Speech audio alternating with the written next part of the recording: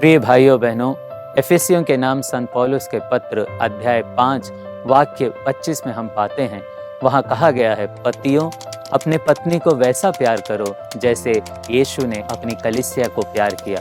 ये बात सिर्फ पतियों के लिए नहीं पर पत्नियों के लिए भी लागू होती है। हम पति पत्नी एक दूसरे को वैसा प्यार करें जैसे यीशु ने अपनी कलीसिया को प्यार किया। प्रश्न उठता है कि यीशु ने अपनी कलीसिया को कैसे प्यार किया। इसके कुछ उत्तर भी हम पवित्र धर्मशास्त्र में, बाइबल में पाते हैं। सर्वप्रथम यीशु ने स्वयं कहा, जैसे संत यूहन्ना के सुसमाचार अध्याय 15 में हम पाते हैं कि इससे बढ़कर प्यार का कोई प्रमाण नहीं कि एक व्यक्ति अपने मित्र के लिए अपनी जान तक दे दे। यीशु ने जो बात कही वो करके भी दिखाई। क्रूस पर उसने अपनी कलीसिया के लिए अपनी जान तक दे दी।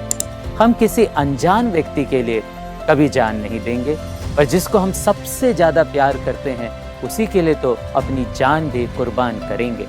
जी हाँ प्रिय भाइयों बहनों, एक पति के लिए सबसे अधिक आवश्यक ये है कि वह अपनी पत्नी को सबसे ज्यादा प्यार करे और उसके लिए अपनी जान देने तक के लिए भी तैयार रहे।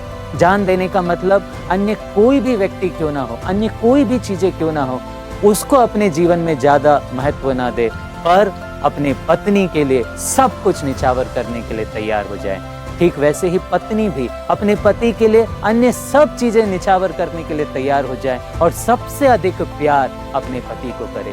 प्रिय भाइयों बहनों, किसी भी दंपति के लिए ये कदापि उचित नहीं कि वो अपने पति या पत्नी के अलावा किसी और के साथ रिश्ता रखे, संबंध रखे। पति को चाहिए कि वो सिर्फ और सिर्फ अपनी पत्नी, और पत्नी को चाहिए कि वो सिर्फ और सिर्फ अपने पति से संपूर्ण हृदय से प्यार करें। एक दूसरी बात, संत मत्ती के सुसमाचार अध्याय 28 में हम पाते हैं कि यीशु ने अपने शिष्यों से यह कहा कि जाओ, मेरे नाम का प्रचार करो और याद रखो कि मैं संसार के अंत तक तुम्हारे साथ हूँ। ऐसे ही तो यीशु ने अपनी कलीसिया को प्यार किया है।